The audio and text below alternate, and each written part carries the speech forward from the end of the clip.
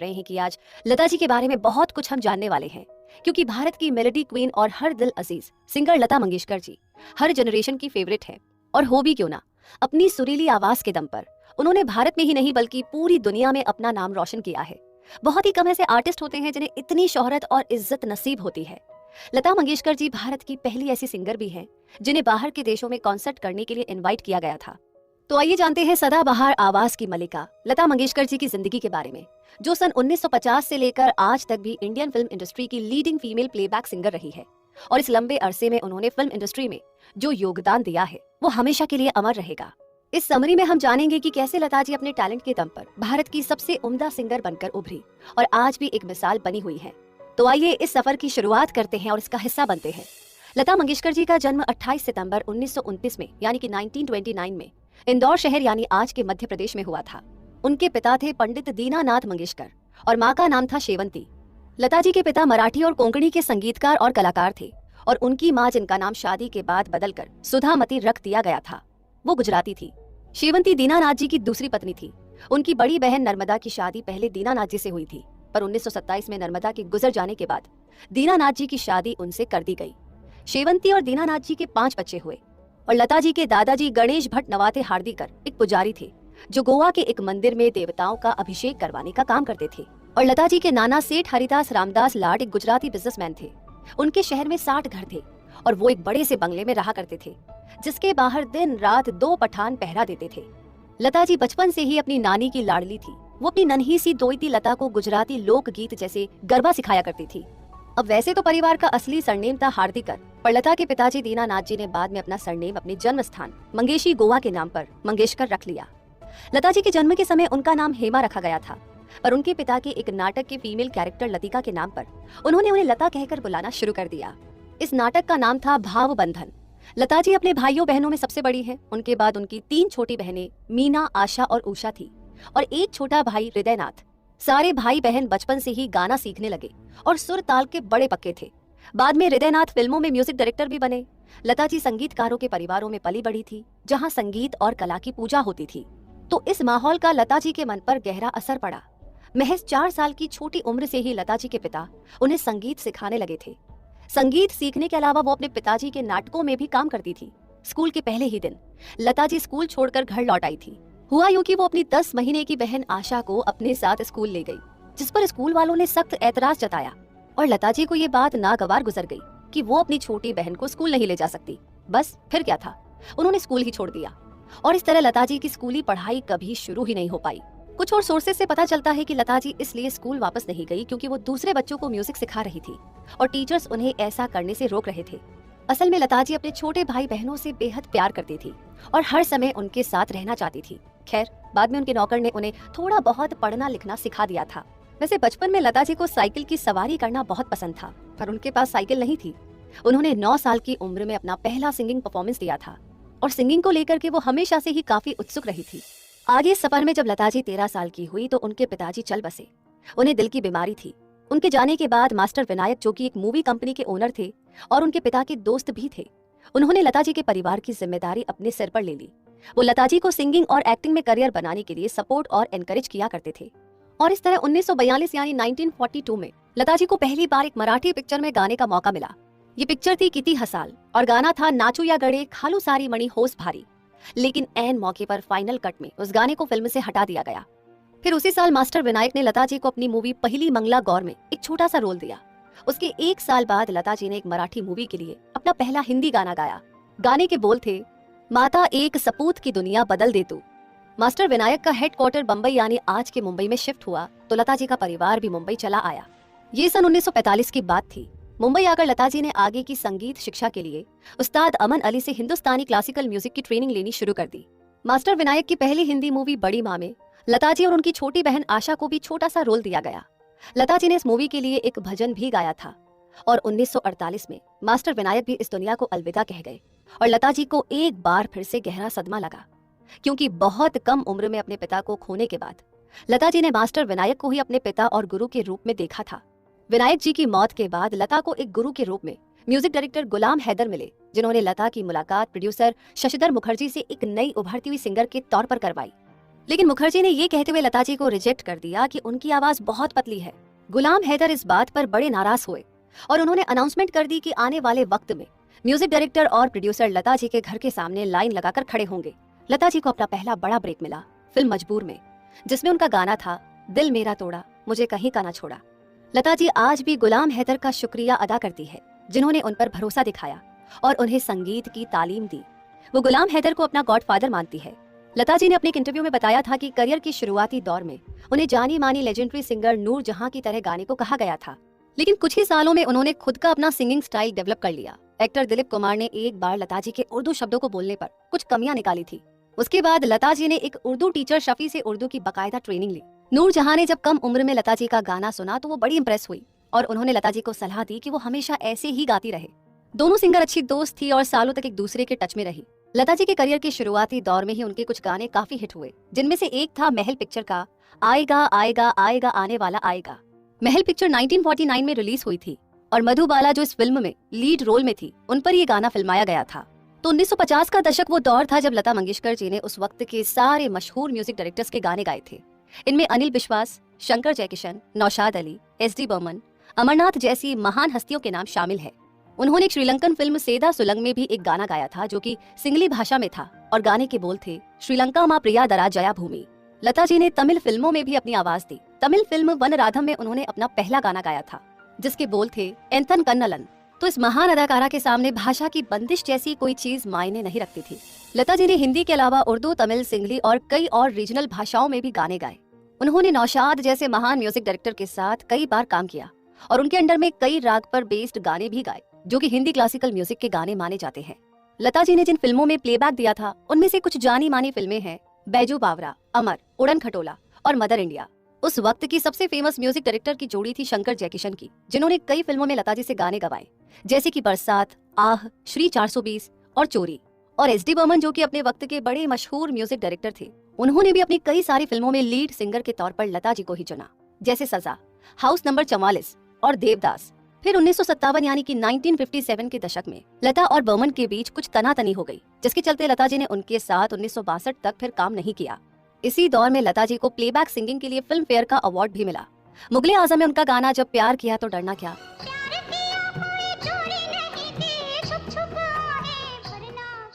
आज भी लोगों को बखूबी याद है।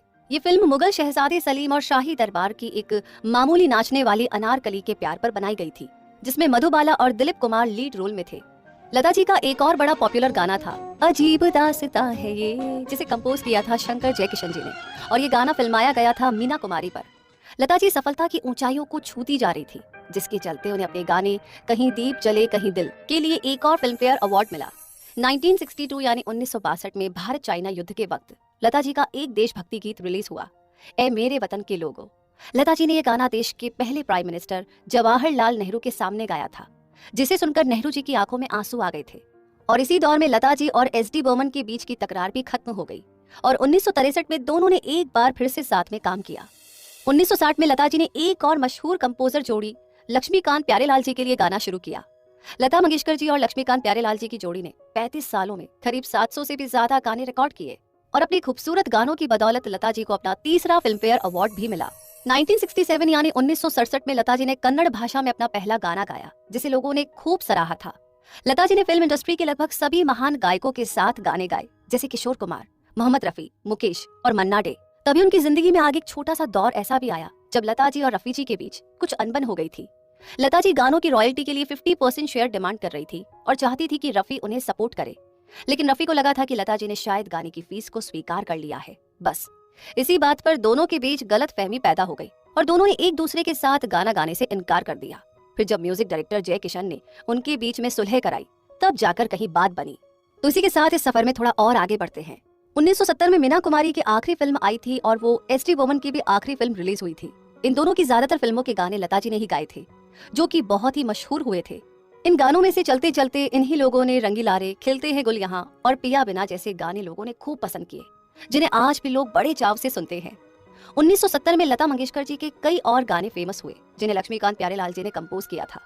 इन गानों में से कुछ थे शीशा हो या दिल हो, हमको भी गम ने मारा, मेरे नसीब में, वगैरह वगैरह। तो तीन फिल्म फेयर अवार्ड जीतने के बाद लता जी को साल 1973 में अपना पहला नेशनल अवार्ड मिला। उन्हें बीती ना बीते रतिया गाने के लिए बेस्ट प्लेबैक सिंगर का अवार्ड मिला था। उन्होंने एक मलयालम गाना भी गाया और उसके बाद उन्हें एक और नेशनल अवार्ड मिला। ये दूसरा अवार्ड उन्हें अपने गाने रूठे रूठे पिया के लिए मिला था। जनता में लता जी के गाने धूम मचा रहे थे, इसलिए भारत में और बाहर के देशों में भी उनके कॉन्सर्ट होने लगे। लता जी कई चैरिटी शो से भी जुड़ी रही और भारत से बाहर उनका पहला कॉन्सर्ट लंदन के रॉयल एल्बर्ट हॉल में हुआ। इस तरीके से वो पहली भारतीय बनी जिन्होंने बाहर के देशों में कॉन्सर्ट की शुरुआत की। और फिर आगे उनके भाई हृदयनाथ मंगेशकर ने भजन की एक एल्बम निकाली थी जिसमें लता जी ने अपनी आवाज दी थी।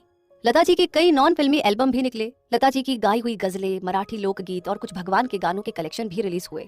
1978 यानी 1978 में राज कपूर ने सत्यम शिवम सुंदरम फिल्म डायरेक्ट की थी। कहा जाता है कि इस फिल्म की कहानी लता जी से इंस्पायर्ड थी, जैसा कि बाद में राज कपूर की बेटी ने खुलासा किया था। फिल्म का हीरो एक लड़की की खूबसूरत आवाज सुनकर उससे प्यार कर बैठता है। लता जी ने इस फिल्म का मेन थीम सॉन्ग गाया था। 1970 के आखिरी और 1980 के शुरुआती दशकों में लता जी अब उन म्यूजिक डायरेक्टर्स के साथ काम कर रही थी जिनके पिता कभी बतौर म्यूजिक डायरेक्टर लता जी के साथ काम कर चुके थे। इसमें आर.डी. बर्मन, राजेश रोशन और अनु मलिक जैसे नाम शामिल थे। कई भाषाओं में गाने के बाद लता जी ने आसामीज में भी एक गाना गाया। 1980 का दशक वो दौर था जब लता जी नई पीढ़ी के म्यूजिक डायरेक्टर्स के साथ काम कर रही थी, जिनमें शिव हरि और रमन लक्ष्मण जैसे नए लोग भी थे। इसी जमाने में उनका एक चार्ट बूस्टर रिलीज हुआ था,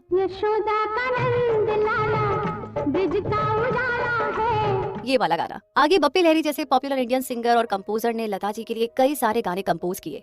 1985 में लता मंगेशकर जी को United way of greater Toronto ने मेपल लीव्स गार्डन्स कनाडा में परफॉर्म करने के लिए इनवाइट किया। कैनेडियन सिंगर एन मरे ने लता जी से रिक्वेस्ट की कि वो उनका गाना यू नीडेड मी गाए। लता जी ने बेहद खूबसूरती से इस गाने को कवर किया था। ऑडियंस में करीब 12,000 लोग मौजूद थे और इस इवेंट से $50,000 की कमाई हुई थी और ये सारा पैसा चैरिटी को दे दिया गया। और इस तरीके से अब आगे सफर में हम 90s की तरफ चलते हैं, जहां पर 1990 के दशक में लता मंगेशकर जी को जतिन ललित, अनु मलिक, ए.आर. रहमान, आनंद मिलिंद, नदीम श्रवण जैसे टैलेंटेड डायरेक्टर्स के साथ काम करने का मौका मिला। यही वो दौर था जब उन्होंने कई नॉन फिल्मी गाने रिकॉर्ड किए और जगजीत सिंह जैसे फेमस सिंगर के साथ उनके गजल के एल्बम भी रिलीज हुए। लता जी को उस दौर के कई नौजवान सिंगर्स के साथ भी काम करने का मौका मिला, जिनमें सोनू निगम, उदित नारायण जी, कुमार शानू, अभिजीत भट्टाचार्य, अमित कुमार और मोहम्मद अजीज जैसे नाम शामिल हैं। 1990 में लता जी ने फैसला किया कि वो अपना खुद का प्रोडक्शन हाउस लॉन्च करेंगी और हिंदी फिल्में प्रोड्यूस करेंगी। उनकी प्रोडक्शन हाउस में फिल्म लेकिन बनी थी, जिसके डायरेक्टर थे गुलजार। फिल्म के गाने यारा सिली सिली जिसे उनके भाई ने कंपोज किया था के लिए लता जी को अपना तीसरा नेशनल अवार्ड मिला। लता मंगेशकर जी ने यश चोपड़ा और उनके प्रोडक्शन हाउस की लगभग सभी फिल्मों के गाने गाए। लता जी की कुछ फिल्में आज भी बहुत फेमस है, जिनमें दिलवाले दुल्हनिया ले जाएंगे, चांदनी, लम्हे, डर, दिल तो पागल है, मोहब्बतें, वीर ज़ारा और मुझसे दोस्ती करोगे बेहद पॉपुलर फिल्में थी। Global icon AR. रहमान ने भी लता जी के साथ कुछ गाने रिकॉर्ड किए हैं, जिनमें